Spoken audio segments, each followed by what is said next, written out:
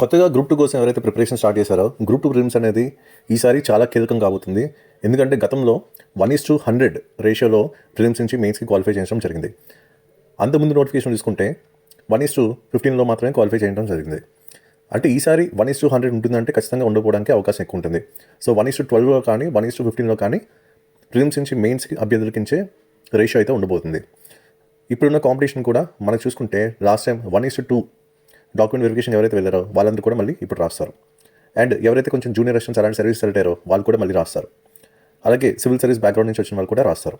So ఈసారి కొంచెం competition కూడా టఫ్గానే కనిపించబోతుందని అర్థమవుతుంది. సో ఇప్పుడు కొత్తగా ఎవరైతే ప్రిపేర్ అవుతున్నారో లాస్ట్ టైం ఒక స్ట్రాటజీ చెప్పాను. సో ప్రీవియస్ క్వశ్చన్స్ నుంచి అంటే వేరే రాష్ట్రాల ప్రీవియస్ క్వశ్చన్స్ నుంచి ఎలాగా మనకి గ్రూప్ 2 ప్రిలిమ్స్లో కనిపించాయి, అలాగే 2020లో కనిపించాయి అనేది కూడా మీకు కొన్ని వీడియోస్లో మీకు చూపించాను. సో ఇక్కడ మనం తెలుసుకోవాల్సింది ఏంటంటే అసలు ఏ పాయింట్ ఆఫ్ వ్యూలో మీ ప్రిపరేషన్ ఉండాలి. సో ఫస్ట్ ఏంటంటే మీరు ఏ స్టాండ్ బుక్ అయినా తీసుకోండి. ఆ స్టాండ్ బుక్ ఏం చేస్తారంటే ఆ పేజ్ కానీ మీ చదువుతున్న పేజ్ని కానీ లేకపోతే మీరు కంప్లీట్ చేసిన చాప్టర్ని ఏం చేస్తారు ప్రీవియస్ క్వశ్చన్స్తో మీరు ఇంటర్లింక్ చేసుకోండి. అప్పుడు ఏ పాయింట్ ఆఫ్ వ్యూలో క్వశ్చన్ ఫ్రేమ్ అవుతుంది, ఆ లెవెల్ ఆఫ్ డిఫికల్టీ ఏంటి, ఎగ్జామినర్ మైండ్ సెట్ ఏంటి అనేది మీకు ఒక క్యాలిక్యులేషన్ అనేది దొరుకుతుంది. ఇప్పుడు ఫర్ ఎగ్జాంపుల్ ఈ క్వశ్చన్ మీరు గమనిస్తే మూడో క్వశ్చన్ ఏపీఎస్సీ గ్రూప్ 2 ప్రిలిమ్స్ 2024లో మనకు వచ్చింది. ఇక్కడ స్టేట్మెంట్స్ బేస్డ్ క్వశ్చన్ ఇచ్చి దీంట్లో ఏది సరికానిదని అడుగుతున్నారు.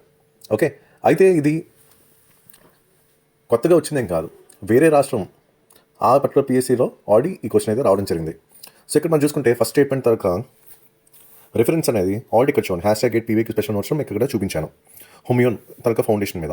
అలాగే ఇప్పుడు రెండో స్టేట్మెంట్ ఏదైతుందో ముఘల్ పెయింటింగ్ యొక్క స్వర్ణయుగం, అది కూడా మనకి వేరే స్టేట్ పిఎస్సీ పీవీక్యూలో మనకు వచ్చింది. సో దాని తర్వాత సెకండ్ స్టేట్మెంట్ తర్వాత రిఫరెన్స్ ఇది.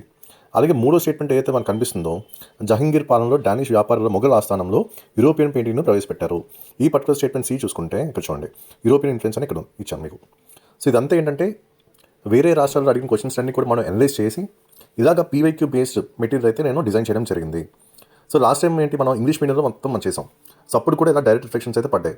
అండ్ సేమ్ మనం ఇంగ్లీష్ మీడియంలో అయితే ఫుల్ లెంగ్త్ కంటెంట్ ఇచ్చామో ఈసారి తెలుగు మీడియంలో మనం ఏం చేసామంటే ప్రీవియస్ క్వశ్చన్స్ బేస్డ్ కంటెంట్ అంతా కూడా డిజైన్ చేయడం జరిగింది.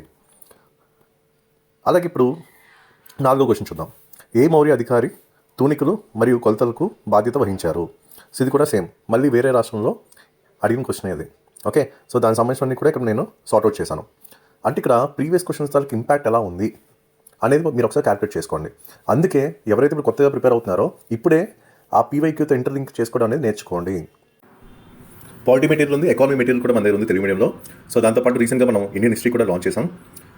అంతా కూడా ఎగ్జామినేషన్ పాయింట్ ఆఫ్ వ్యూ మొత్తం కూడా డిజైన్ చేయడం జరిగింది. ఈ నెంబర్కి అయితే వాట్సాప్ చేయండి, మేడం మీకు డీటెయిల్స్ ఇస్తారు.